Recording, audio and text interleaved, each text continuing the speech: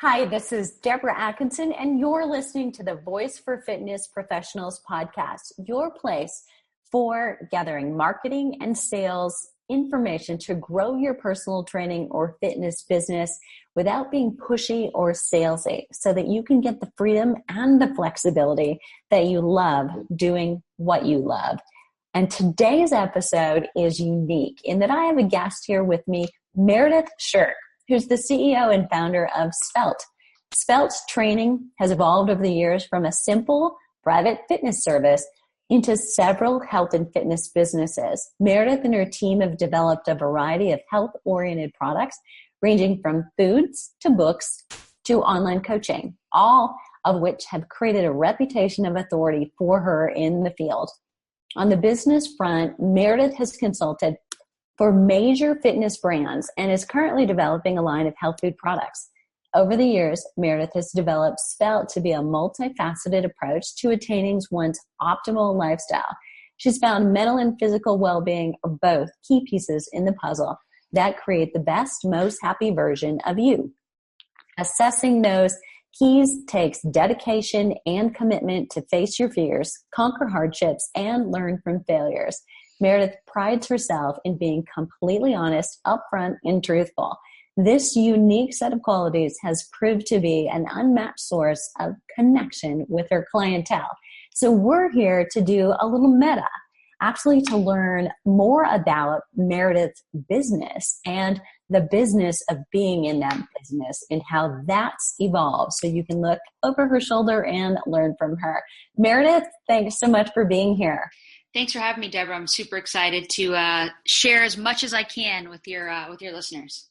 So tell me your story before we dive into kind of the nuts and bolts of the business and how you established Svelte training. What about you? What's your story? We've all got this, what was the momentum or the thing that was your pivot point that got you here? I've always been, I've been an athlete all my life, and I grew up in Southern California, swimming and diving and surfing and just being outdoors all the time. And I graduated high school and played water polo in college. And so I just was naturally in that realm of health and fitness, really trying to be the best I could be because I was playing Division I. So in the process of playing Division I water polo, I also was on track to be a medical student. So I had a lot on my plate, and really for me, I decided that medical school was not going to be the greatest route. One, because I would probably be in school until I was 40, and then I would have I'd be $500,000 worth in debt. And I just decided that that wasn't for me, and I wanted to start helping people right away. So I did a little bit of a pivot, and I decided to do, I didn't do exercise science like most, or physio like most trainers do. I did biology and microbiology. And so I really was more of a science geek that was an athlete. And so that's kind of how my journey started. Very cool. Love that story. Very awesome. So what about the business side of things? So just before we dive in a little bit further, do you have a business background, marketing background, or how did that piece come? Because I think for so many listeners, they can readily identify with having been an athlete or, geeking out on the science of physiology, kinesiology, maybe some with biology. But it's the business that comes back to bite them in the butt. Definitely. I grew up with an entrepreneurial background. My dad started his own business when he was very young and built it to be very successful. And so I was in a house watching him build a business, work for himself, see all the hardships that came with that. And really, he was a role model for me to build my own business. So when I left college, I decided I could either work for somebody or I could build something myself. And so really, my business background started just as trial by fire. I got out of college and I worked a ton of odd jobs, but I started Svelte Training as just I guess you could call it a brick and mortar training business, but I'd never really had a studio. One, I didn't want the overhead, so I knew that. But what I did want to do was make pretty good money pretty fast. And so I started developing Svelte as really a health and fitness business, but as a lifestyle consulting business as well. So a lot of it turned into traveling with my clients all over the world. It started with just working with clients one-on-one, and then it started in nutrition. And so it just started branching from there. But business background, like a lot of people probably listening, I didn't have any. It was really just by learning from being on the go and really taking my failures with a grain of salt and trying to just push forward. Love what you've just said. So 2 things I really want to pull out of there. So this is what I do. I scribble notes and I'm like, I have to come back to that. I have to come back to that. So, all right. So 2 nuggets. 1, I love that you said this, and I'm hoping that listeners got this. You said something about watching your dad, and you mentioned it, not like the great life and the great freedom. You said, I watched him with the struggles and the trials and triumphs that come with that. I mean, you really mentioned the challenges, which I think is an eye-opener, because if you're working for somebody else, you're taking a paycheck. I mean, it's really easy to point out the flaws in what somebody else is doing and how much better you would do it and how much more freedom you would have. And then suddenly you work for yourself and realize the boss is a bitch. And that there are lots more challenges than there are. And nobody is there to pat you on the back because you are that person too. Yeah, it's lonely at the top. It's lonely when, it's easy to clock in from 9 to 5 and say, you know what, I'm going to leave my work at work. But when you're an entrepreneur and you're building your own business, you could be working 18-hour days. It just depends. And it's awesome because the amount of effort you put in is a true reflection of what your business becomes, but it's painstaking. There's a lot of not sexy things about being the boss that are misconstrued heavily in people's minds. Great. I love that we hit on that. And I hope that you're listening, and this is not to kind of damper or throw any water on your fire, because I hope you can also hear both of us are equally excited and enthusiastic about it. It's, the reality though is what we want to paint, that it is a challenge. So you have to really love it. And I love that you said that. So The other thing that really caught my attention is it sounds to me like it was easy for you, but potentially not. But you said when you got started, I love the fact, no overhead. You knew that. I think super smart in starting out, because there's so many ways now to do that. But you also said you had clients you were traveling with all around the world. So we're talking somehow you got your foot in the door, 2 connections with some fairly high-end clients, because not everybody gets to do that. How did that unroll for you? One was purely my location. I live in Malibu, and so I have access, Malibu, California. So I have access to high net worth individuals. But to be honest, it's about being a real person and having a personality with your clients and being different from everybody else that they've seen. Because, I can be like everybody else and I can read a paper and say, do this many squats and do this, and do, you can be a robot, but people do not spend money on robots or programs. They spend money on people and personalities, and they want to feel that from you. And so I think from a very early age, I was able to have a high emotional IQ with my clientele. And so it helped me make deeper connections than just, I'm going to do a workout with Meredith. It was, hey, I'm going to really challenge myself mentally and physically. And, it's so much of a pleasure and challenge that I want to invite her on my trip so that she can guide me there. That's awesome. Very cool. So if you're not in Malibu and you're in Kansas, or heaven forbid, you're in Iowa, I'm an Iowa girl, so I can say that. What do you recommend? I really recommend, like I said, differentiating yourself from the pack. Mm-hmm. I think it's really, really important, because you can be the greatest trainer, or, you can have the best programs, but if you're not connecting with your clients on like an emotional level where you can help them overcome certain mental barriers, then you will never get to the next level with that client, or you'll never get access to the people that really just need that. They don't need a training program, really. They need guidance mentally and physically to help them achieve, their ultimate lifestyle. It's not going to be easy to find those people, but that's kind of part of it, as we're talking about, is building that business and building that reputation for yourself.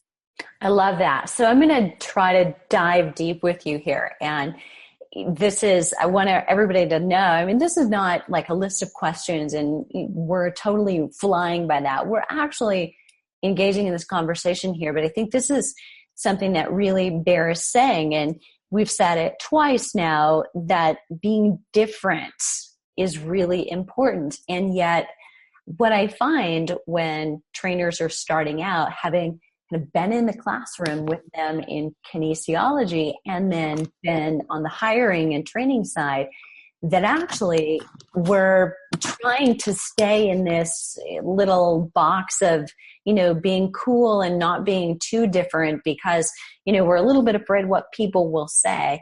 Give me some examples, different trainers that you've seen who otherwise maybe they could fly, they could really, really do well, but how are they not tapping into that different? Or on the flip side, if it's easier, who have you seen that really stands out as unique, and how? What's unique about them? I think really the biggest thing that I've seen with just say any trainer is their inability to accept that they will fail, and that they need to show that their clients that they can fail as well. Because the worst thing that I've seen trainers do is try to jam a square peg into a round hole and just say, this will work for you, this will work for you. And then when it doesn't work for the client, they don't own up and say, okay, you know what, let's adjust.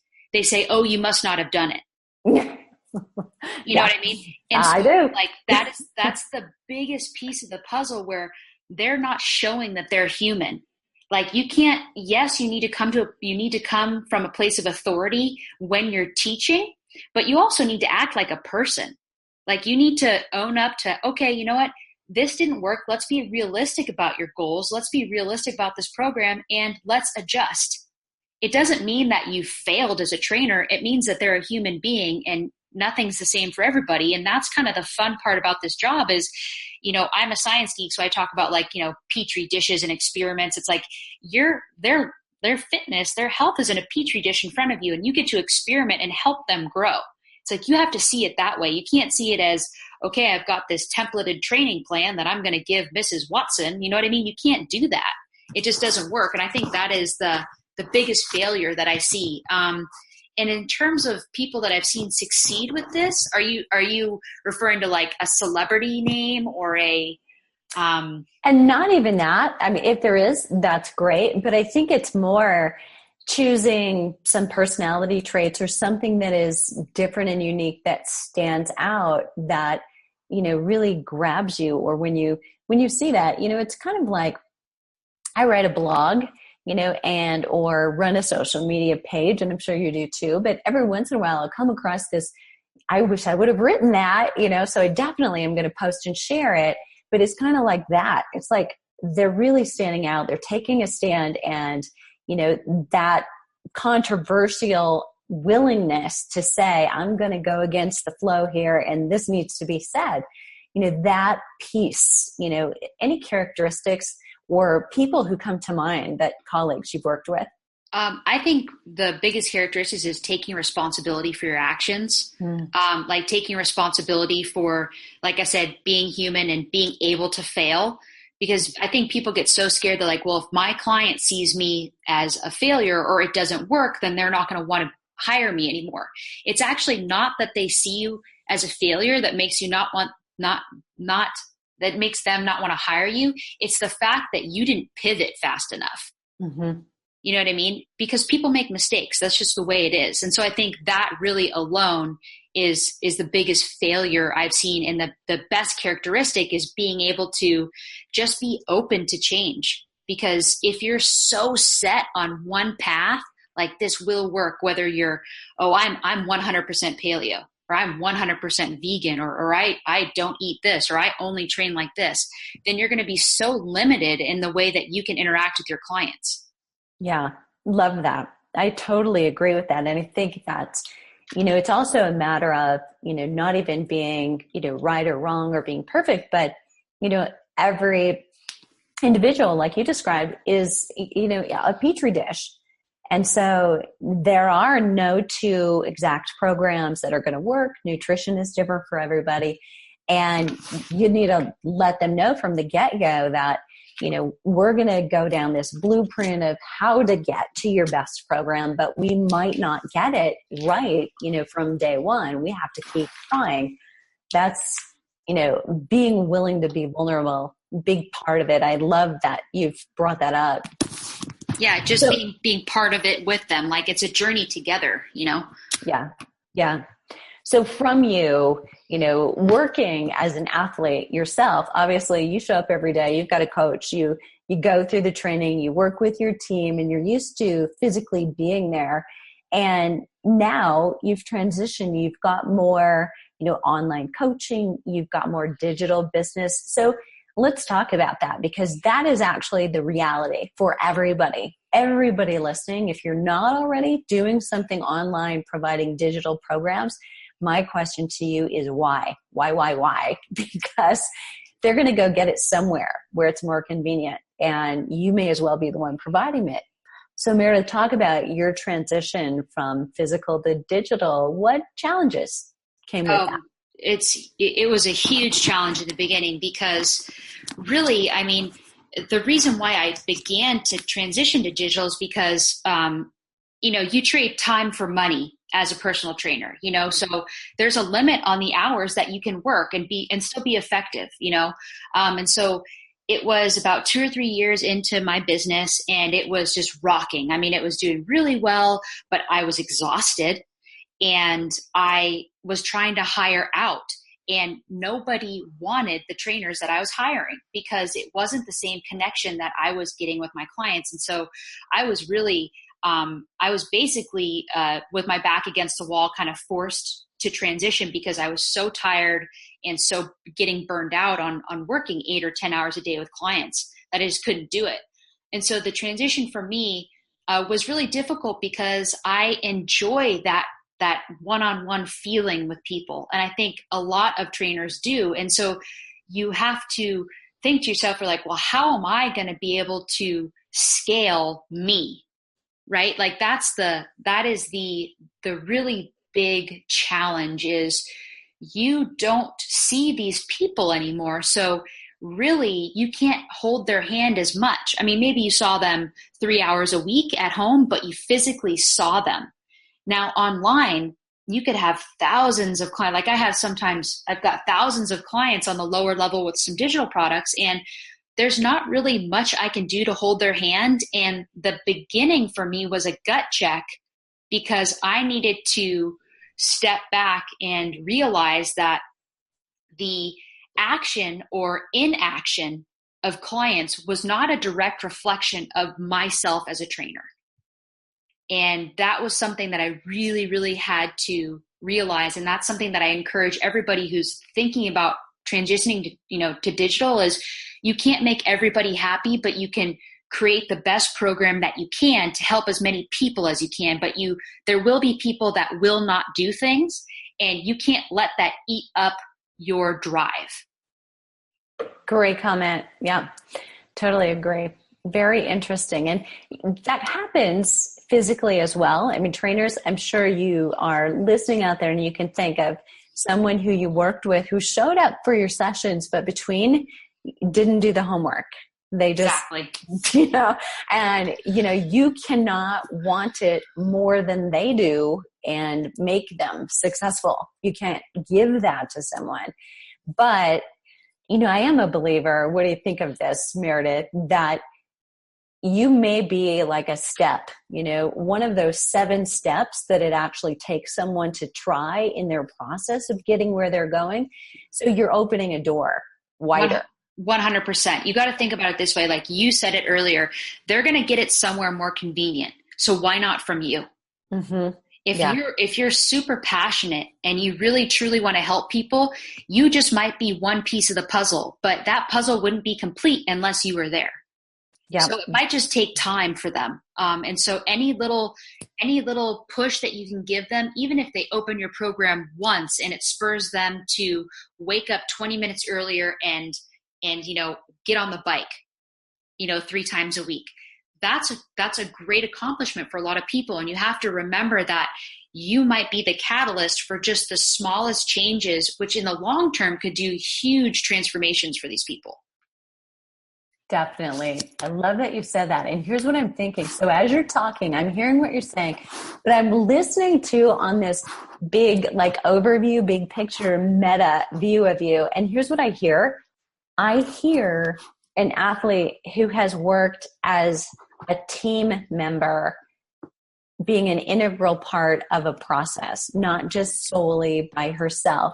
Can you talk about that? How valuable do you think your experience as an athlete on a team has been to your success? It's been a huge piece of the puzzle because really working on a team and working under a coach and being able to take instruction, but also being able to be a leader and to integrate into that group mentality is so important when you're developing not just programs, but really lifestyle changes for people, because you can actually imagine yourself in their shoes. Because it takes, you don't just wake up. I mean, some people are extremely gifted and they just are talented at certain things, certain sports, but it takes work, so it took a lot of work for your clients to be in the position that they're in now, which is, the being, overweight or high cholesterol or whatever it is. And it's going to take a lot of work for them to get out of it.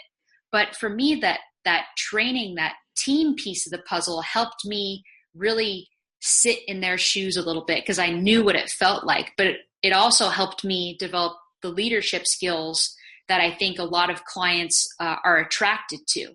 Like, they want a leader, they want someone to tell them that, it's going to be okay. We'll do better next time, but it's about that lifestyle change that we're trying to accomplish. And I don't think I ever would have developed those leadership skills or that group mentality unless I had been on a team for, half my life.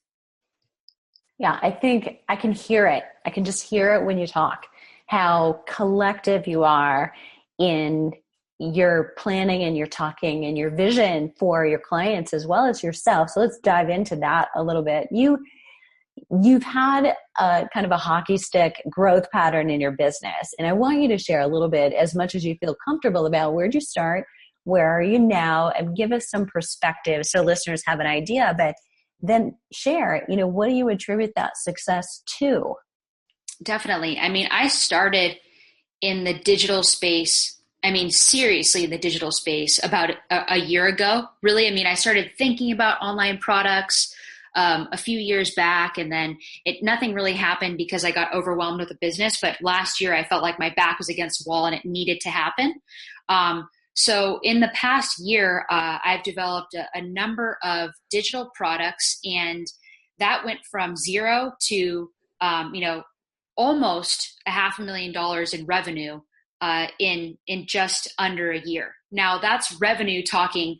A lot of what I did was a lot of different channels of relationships and like affiliate marketing and trying to gain relationships in that sense. Mm-hmm. So the digital product side, in just purely building an email list, which is so important for everybody listening. Like, you can have the greatest program and you can be the greatest coach in the world, but if no one's seeing your stuff, then it's never going to get to anybody. Yes, so true.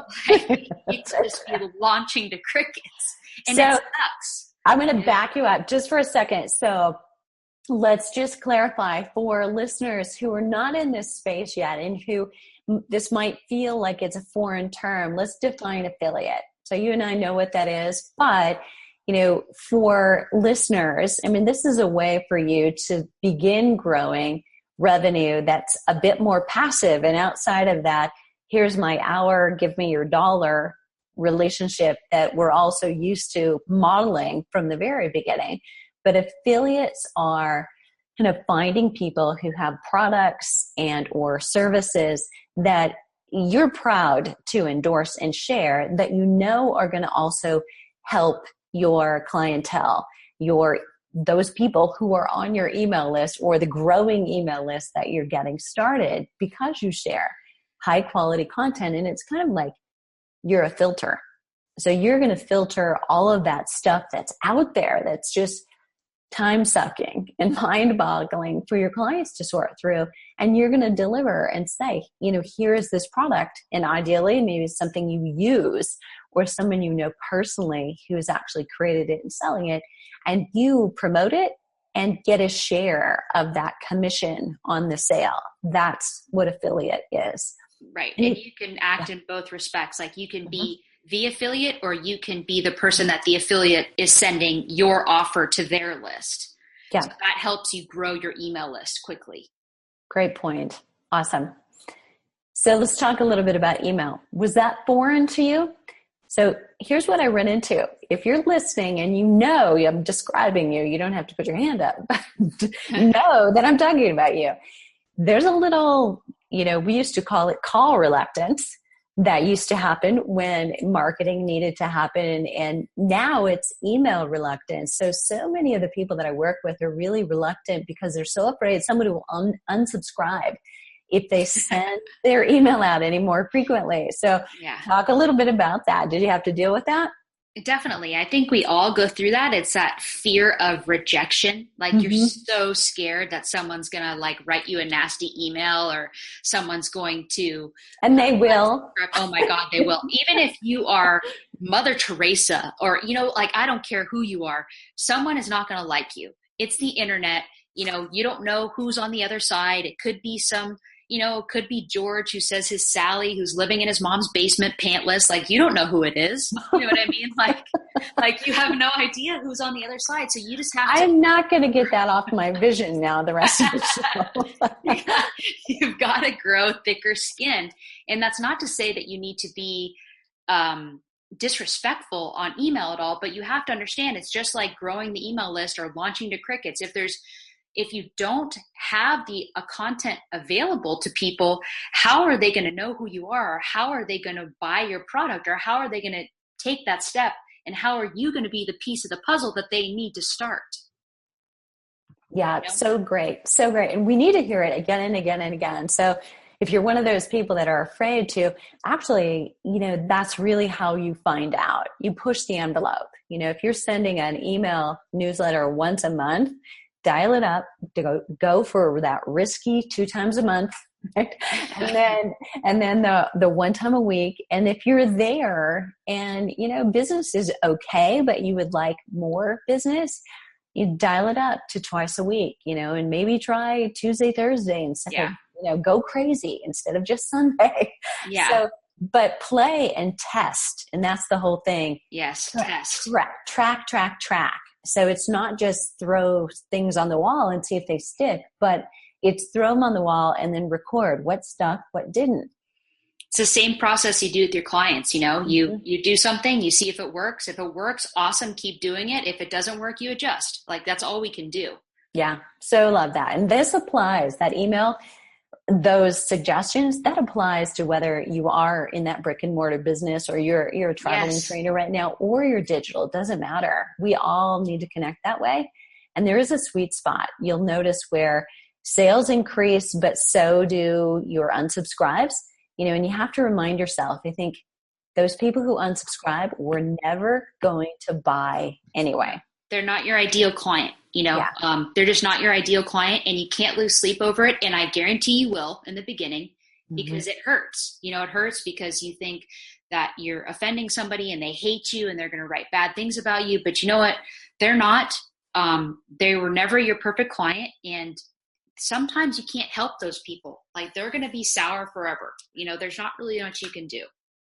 Yeah. Great point. Love it. Okay. So Meredith, you've gone from traveling around the world, you're doing online coaching, got books, you're working on food. What really is next? I mean, when you look at your next 1, 3, 5 years, where are you going? In the past couple months, I have really put my foot on the gas with high ticket online coaching. And when I talk high ticket, I mean $3,000, $4,000, $5,000 a person for something that I am not necessarily trading time for money. I've built out an extensive 6-week transformation course that the content is near fully automated. And really my only interaction with my clients is email. I do a couple calls during their 6-week transformation, and then I do a once a week group Q&A call.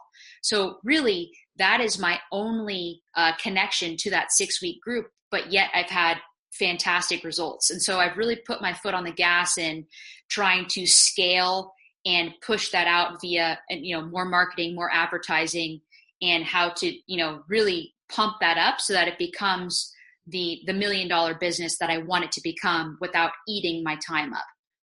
Love that. And, realize all the variables if you're listening that we're talking about. So Meredith is talking about really bumping up to a high ticket, higher price item with potentially fewer people, depending on what your business goals are, but much less time suck directly from her.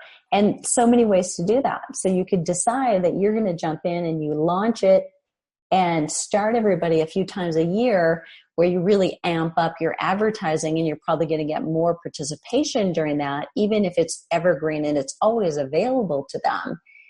And you can jump on in groups, or you can offer the private to increase the value. There's lots of ways to slice and dice your programs and services to make it work for them, but also for you.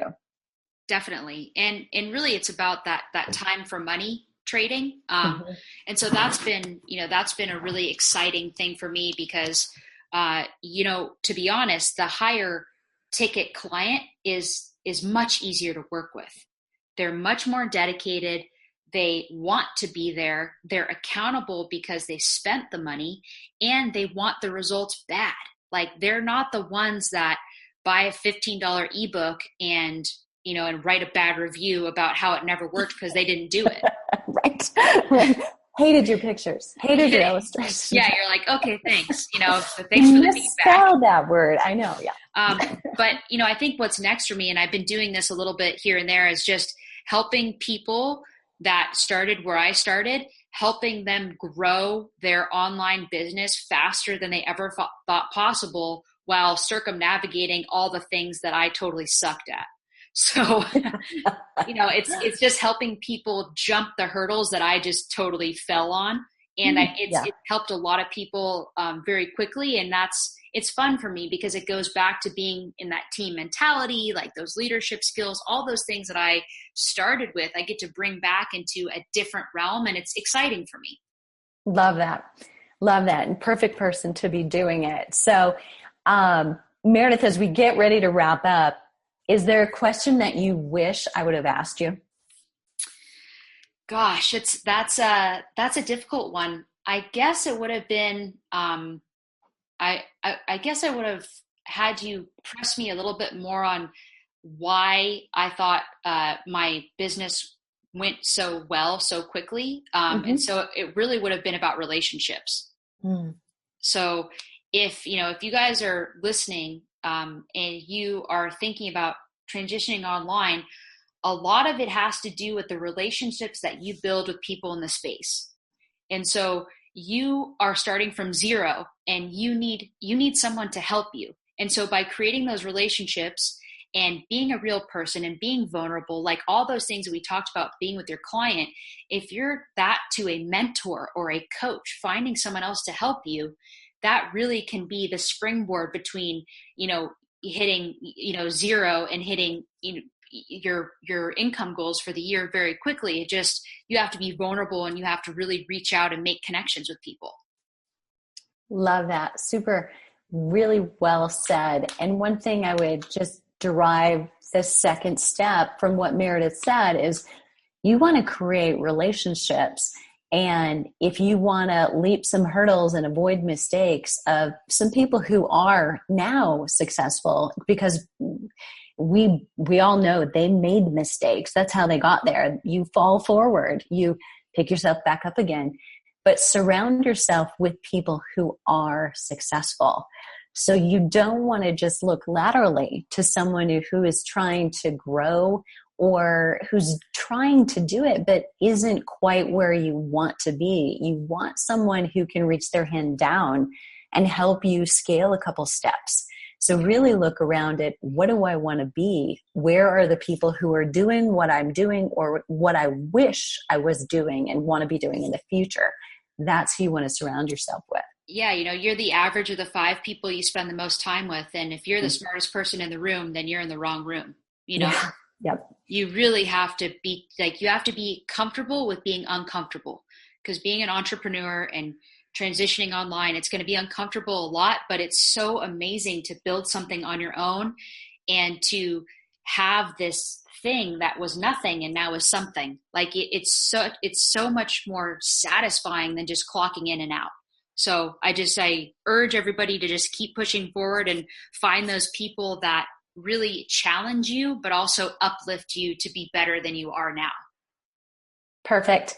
And Meredith, if they want to look over your shoulder, they want to follow you and see what you're doing next, where's the best place for them to find you? You can find me on Instagram at svelte_training. That's my handle there, as well as on Twitter. Facebook is just facebook.com/sveltetraining. And if you want to get in touch with me, you can go to sveltetraining.com. That's SVELTE training.com. And there's a help button there. There's a contact, and I'm happy to chat with anybody really about anything. It's about giving back and trying to help people grow their business and be, better trainers or better lifestyle consultants, whatever you're trying to accomplish. Awesome. And everybody listening, keep on walking, running, or lifting weights, because all those contacts will be in the show notes.